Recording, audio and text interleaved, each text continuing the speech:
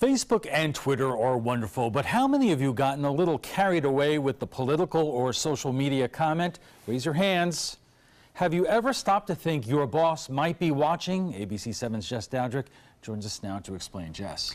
Alan, most large companies now have social media policies in place. It's another document from the Human Resources Department about what you can and can't do while working for the company. Both employees and employers should be hyper aware that what you're doing and saying online can affect your employment, not just while you're at work or because of what you say about the company, but everything, 24/7. ESPN recently suspended anchor Jemele Hill after she violated its social media guidelines, tweeting that President Trump is a, quote, white supremacist. Comedian Gilbert Gottfried was once the voice of the Aflac duck, but was fired after posting a series of tweets poking fun at the 2011 tsunami victims in Japan. And an extra on the now canceled Fox show Glee tweeted spoilers and was fired from the show. It happens more than you think. So employers are taking notes and putting social media policies in place. What you don't want to do is get engaged in activity that gets you terminated as an employee, but you also don't want to get involved in wrongful termination as an employer. Many policies address what's acceptable and what's not on both one's personal and professional social media accounts. Inappropriateness is really the gray area where it is, because when you look towards, does inappropriateness hurt the company? Does it put it in jeopardy? Is an employee out there bad-mouthing a client and it could harm the business relationship? That's inappropriate. If someone's out there providing their opinion on current events, that gets pretty dicey. Gail Farb is a labor and employment attorney for Williams, Parker, Harrison, Dietz, and Getson. She says since 2014, she's been helping companies create these policies.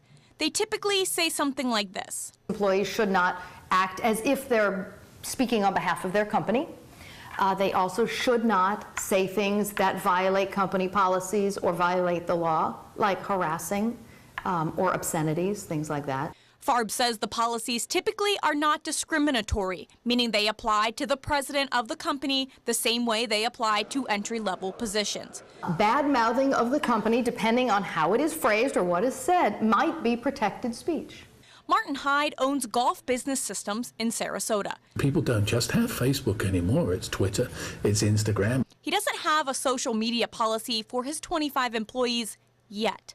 I think I'm going to have to, and I think everybody's going to have to, because there is potentially going to be some liability issue, and there has to be some degree of disclaimer on a corporation's point of view. I don't know what personal, private views every one of my employees holds, and I certainly wouldn't want them ascribed to us.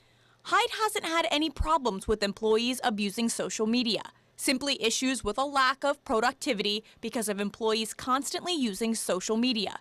That will be addressed if he adopts a future policy. In truth, I'm not sure that any policy could ever work in an organization other than to say that it cannot be done on any corporate or municipal device, because it does open up the prospect of the possibility of some degree of agreement or sponsorship by the organization. And where would you draw the line? You can talk about sports, but you can't talk about race. It's very, very difficult. In the public sector, the Sarasota County Sheriff's Office has a strict social media policy in place, an effort to withhold a high reputation and perception in the community.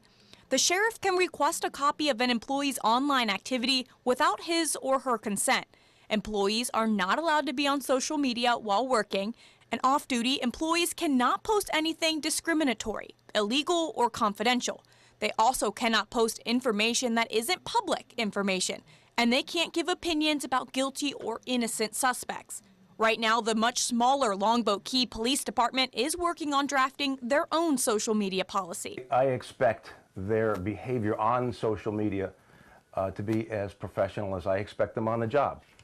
What they do and say on social media sites reflects our department as well as the profession, particularly if they're identified as being law enforcement officers. While Chief Cumming has never had any problems with any of his officers on social media, he's seen it happen in other departments. There have been law enforcement officers that have done some things that have gotten them into trouble, reflected badly on their department and the profession, and when that does happen, we all take notice. If you aren't sure whether or not your company has a social media policy, or you're curious as to what it says, try looking in your employee handbook and know that your company could be tracking your social media activity. I'm sure they are. Thanks a lot, Jess.